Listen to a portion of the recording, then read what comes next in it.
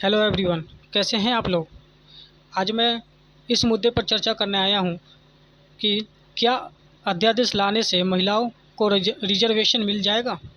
क्योंकि बहुत सारे समाचार पत्रों, यूट्यूब चैनलों पर मैंने देखा है कि वहां पर लोग बात कर रहे हैं कि सरकार अध्यादेश लाने जा रही है जिससे महिलाओं को रिजर्वेशन कन्फर्म हो जाएगा। तो मैं इसके संवैधानिक जितने भी पहलू हैं और वैधानिक, इन सारी चीज़ों पर मैं बात करूँगा कि क्या यह पॉसिबल है या नहीं है। देखिए, इससे पहले आप लोग इस चैनल को सब्सक्राइब कर दीजिए और शेयर कर दीजिए और लाइक कर दीजिए, जिससे कि समय समय पर आपको मेरे जितने भी वीडियो अपलोड किए जाएंगे वो आपको मिलता रहे। ठीक है, तो मैं इसके क्या संवैधानिक पहलू है इसके बारे में हम बात करते हैं। देखिए, सबसे पहली बात तो यह है कि ये जो रिजर्वेशन का जो मैटर है, ये आर्टिकल 16 के तहत दाखिल की गई है। जो अदर स्टेट वाले हैं वो आर्टिकल 16 के तहत दाखिल कर रखा है, जो मूल अधिकार में आते हैं। किस में आते हैं? मूल अधिकार में, जो संविधान के भाग 3 में है। अच्छा, इसमें संविधान के भाग 3 में आप देखेंगे कि एक आर्टिकल 13 है। क्या है? आर्टिकल 13। ठीक है, इसमें क्या लिखा हुआ है कि ऐसा कोई भी कानून जो संवैधानिक पहलुओं के खिलाफ हो या वैधानिक के खिलाफ हो, वो अमान्य होंगे। ठीक है, और ये आर्टिकल 16 के तहत केस दर्ज है। और सॉरी, केस दर्ज तो मैंने गलत बोल दिया, मतलब रिट दाखिल की गई है। ठीक है, तो आर्टिकल 13 के बारे में बता दिया मैंने, इसके संवैधानिक पहलू क्या है। ठीक है, और एक बात और है। देखिए, जैसे ये आर्टिकल 16 के तहत आपको तो पता ही है कि हाई कोर्ट आर्टिकल 226 और सुप्रीम कोर्ट आर्टिकल 32 के तहत इसके जितने भी रीट होते हैं इसके तहत सुनवाई करती है। ठीक है, आपको ये बात बता दूं मैं कि उत्तराखंड गवर्नमेंट ने सुप्रीम कोर्ट में एक एसएलपी दाखिल की है। ठीक है, जब इन्होंने एक एसएलपी दाखिल कर दी तो फिर ये अध्यादेश लाने की क्या ज़रूरत थी। देखिए, इसके सीधा सीधा एक राजनीतिकरण है। आप सीधे शब्दों में समझे तो ये राजनीतिकरण है, क्योंकि सरकार महिलाओं को संवेदना से खेल रही है। क्योंकि सरकार को पता है कि महिला वोट बैंक चली जाएगी, इसलिए वो अध्यादेश ला रही है, जिसमें कि उनको पता है कि यदि सुप्रीम कोर्ट का निर्णय खिलाफ में चला गया तो ये अध्यादेश वहीं पे रद्द हो जाएगा, कोई फ़ायदा नहीं होगा ये अध्यादेश लाने का। इसलिए इनको अपने तरीके से बेस्ट वकील और बेस्ट पक्ष रखना चाहिए सुप्रीम कोर्ट में, जिससे कि इनको इनके पक्ष में फैसला आ जाए। तो ये अध्यादेश एक महिलाओं को वैसे ही थोड़ा सा कहते हैं ना, संवेदना दिखाने के लिए ला रहे हैं, और कुछ नहीं है। इस अध्यादेश का कोई मैटर नहीं होगा, क्योंकि सुप्रीम कोर्ट का निर्णय अगर इनके खिलाफ हो गया तो अध्यादेश ये रद्द हो जाएगा। तो ये कैसे रद्द हो जाएगा इसको भी मैं बता देता हूँ। ठीक है, आर्टिकल 13 जो मैंने कह दिया पहले ही, आर्टिकल 13 डायरेक्ट कहती है कि अगर कोई सा भी कानून जो मूल अधिकार हो, या केशवानंद भारती तो आपने सुना होगा, 1973 में केस हुआ था, उसमें कहा था कि मूल जो तत्व हैं उसको संशोधन नहीं किया जा सकता। और वैसे भी आर्टिकल 16 के तहत केंद्र सरकार ही कोई बिल बना सकती है। देखिए, आप एक सिविल सर्विस के तैयारी कर रहे हैं तो आप इतना समझते हैं, आप उसमें मत जाइएगा कि नहीं, इमोशनल चीज़ों में नहीं जाना बिल्कुल भी। ठीक है, आप बिल्कुल जो संविधान कहता है और कानून कहता है उस बात को देखिए, इमोशनल में नहीं जाना कि नहीं महिलाओं के साथ ये हो रहा है वो हो रहा है। देखिए, वो तो गवर्नमेंट सोचेगी और आपको साथ देना पड़ेगा महिलाओं को। ठीक है, देखिए क्या होता है कि सुप्रीम कोर्ट जो है, सुप्रीम कोर्ट के पास क्या आर्टिकल 144 के तहत क्या करती है, वैधता की जांच करती है।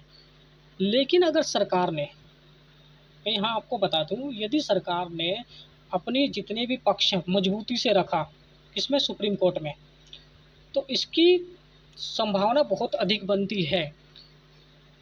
आर्टिकल 142 सुना होगा आपने, आर्टिकल 142, इसके तहत सुप्रीम कोर्ट के पास स्पेशल पावर है कि वो स्पेशल परमिशन दे सकती है।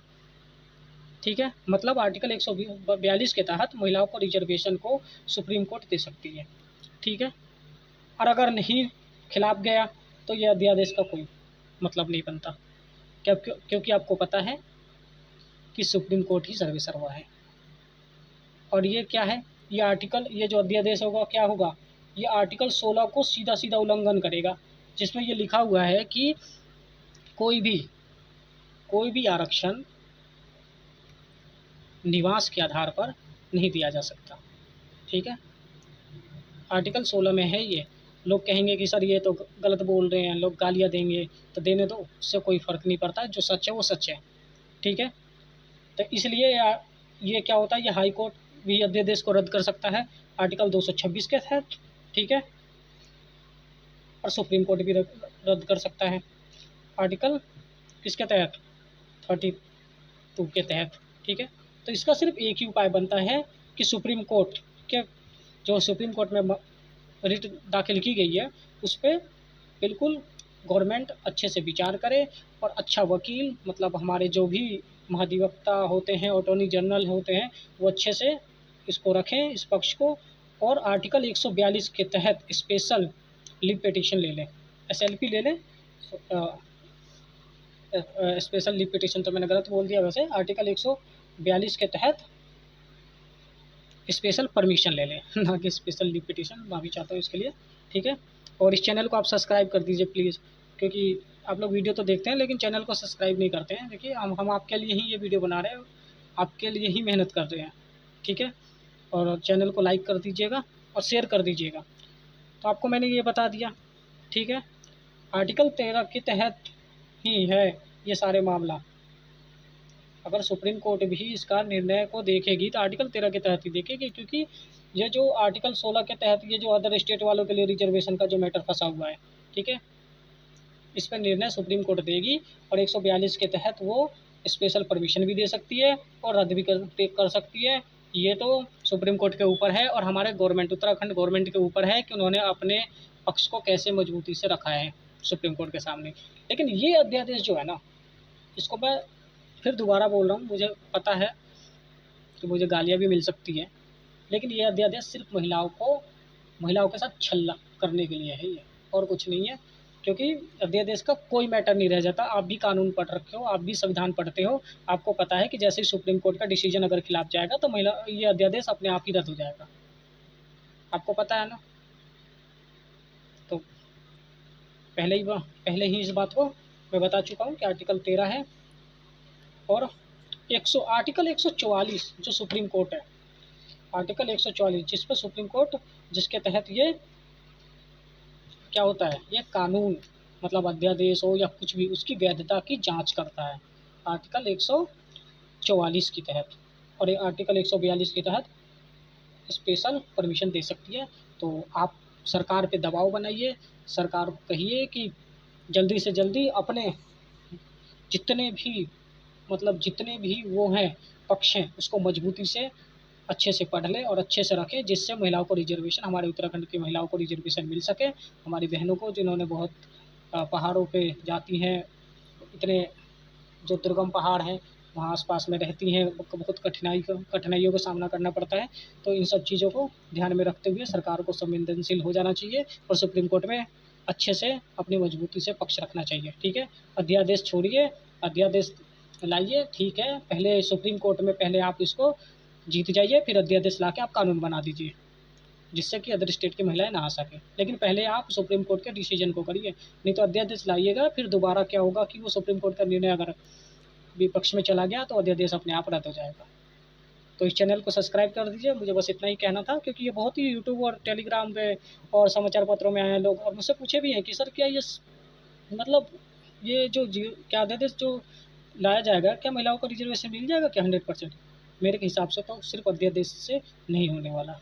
ये सुप्रीम कोर्ट ने अगर आर्टिकल 142 के तहत परमिशन दे देगी, आर्टिकल कितने 142 के तहत स्पेशल परमिशन दे देगी तो हो जाएगा, नहीं तो संसद ही इसको संविधान में संशोधन करके महिलाओं को रिजर्वेशन दे सकती है। अन्यथा आप पूरे संविधान पढ़ लीजिए, ये स्टेट की बस की नहीं है कि जो ये करते हैं। या सुप्रीम कोर्ट है या संसद है, आर्टिकल 142 के तहत सुप्रीम कोर्ट परमिशन दे दे या संविधान को संशोधन कर दे संसद, तो ही हो सकती है। नहीं तो इतना ही कहना था, ज़्यादा तो नहीं कहना था, वीडियो बहुत लंबा हो जाएगा। तो आप लोग सरकार पे दबाव बनाइए अच्छे से, और सभी महिलाओं से निवेदन है कि वो अपने दबाव को बनाए रखें। ऐसा नहीं हो कि ढीला नहीं छोड़ना चाहिए बिल्कुल भी, नहीं तो ये आपके खिलाफ भी जा सकता है।